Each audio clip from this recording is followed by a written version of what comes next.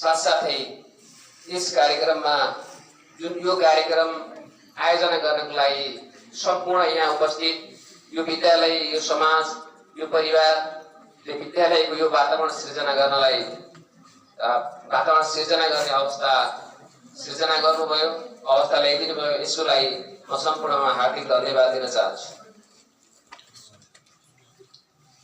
यसै क्रममा हामी यस विद्यालयको नतिजाको क्रमलाई हेर्दाखेरि म आइसकेको 2 वर्ष भइसकेको छ र यो बीचमा हाम्रो विद्यालयको नतिजा सन्तोषजनक हुने अवस्था देखिरहेको पनि थिएन।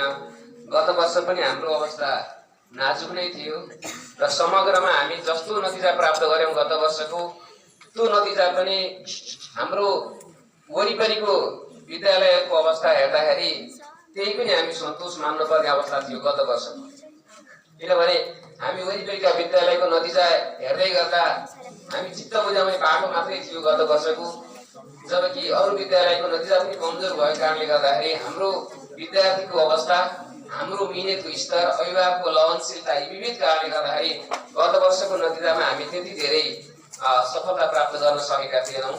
तर यो वर्ष हामीले गत वर्षभन्दा थोरै हाम्रो शिक्षण सिकाइ क्रियाकलाप, हाम्रा विभिन्न विद्यालयका क्रियाकलापहरूलाई थोरै मोडिफाई गरेर परिवर्तन गरेर हामी कसरी यो विद्यालयको नतिजालाई अझ उत्कृष्ट गराउन सकिन्छ भनेर हामी बेला बेलामा शिक्षक स्टाफहरूको मिटिङ अनि अभिभावकसँग अन्तर्क्रिया लगायत सम्पूर्ण विद्यास लगायत सम्पूर्ण वडाका प्रतिनिधि सहितको छलफल र अन्तर्क्रियाबाट हामीले यो विद्यालयको शैक्षिक स्तर विकासका लागि के कस्ता उपायहरू अपनाउन सकिन्छ भनेर अन्तर्क्रिया गर्दै जाँदा र गत वर्षको विद्यार्थीप्रतिको हामी विद्यालय प्रशासन, शिक्षक मित्रहरू, व्यवस्थापन समिति, अभिभावकज्यूहरूको जुन राय सल्लाह बमोजिम हामीले छोटो समय भए पनि मूलत हामीले विद्यार्थीको अतिरिक्त कक्षा सञ्चालन भदौ असोजबाटै सुरु गरेका थियौँ। तर पनि हाम्रो विद्यार्थीको स्तर अझ राम्रो होस् भन्ने हिसाबले हामीले पछिल्लो समयमा 2 महिना मात्रै भए पनि हामीले विद्यार्थीलाई विद्यालयमा राखौं र सकेसम्म हाम्रो बल गन्तव्य पुगेसम्म कति भेट्न सकिन्छ त्यो प्रयास गरौँ भन्ने हामी निर्णय गरेर अभिभावकज्यूहरूको सहमतिमा हामीले विद्यार्थीहरूलाई 2 महिना होस्टेलमै राखेर सर म्याडमहरू रातारात निद्रा पनि खपेर बिरामी भएको अवस्थामा पनि शरीरको प्रवाह नगरिकन विद्यार्थीको भविष्यको लागि, विद्यालयको भविष्यको लागि जसरी खट्नुभयो यसप्रति म विद्यालय परिवार समिति लगायत सम्पूर्ण अभिभावकज्यूहरूप्रति हार्दिक धन्यवाद दिन चाहन्छु।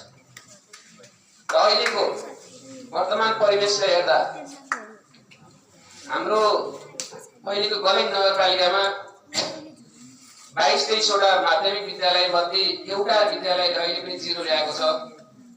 त्यो भनेको शिशु कल्याण मावि गुवादी 7 जनामा 1 जना पनि विद्यार्थी पास भएको छैन। गत वर्ष राष्ट्र मावि चोकछाडी जसले निखाएको थियो त्यो विद्यालयमा अहिले 12 जना विद्यार्थी 12 जनै पास गर्न सफल भएको छ गत वर्ष निखाएको विद्यालय। त्यस्तै गरी हाम्रो नगरपालिकाभित्र 4 वटा विद्यालय, एउटा बोर्डिङ प्राइभेट बोर्डिङ स्कुल र 3 वटा सरकारी स्कुलले 100% नतिजा ल्याउन सफल भएका छन्। र त्यसपछिको दोस्रो स्थान 100% पछिको दोस्रो स्थान सार्वजनिक मावि नमुना मावि मालुङ्गा को 87% रिजल्ट रहेको छ। र त्यसपछिको तेस्रो नतिजा भनेको पर्सेन्टको हिसाबले हाम्रो विद्यालयले प्राप्त गरेको छ। र म हिजै पनि शिक्षा समुदाय इकाइमा कामले नै गएको थिएँ। म त्यहाँ छिर्ने बित्तिकै समुदाय इकाइ प्रमुख, त्यहाँका कर्मचारीहरूले म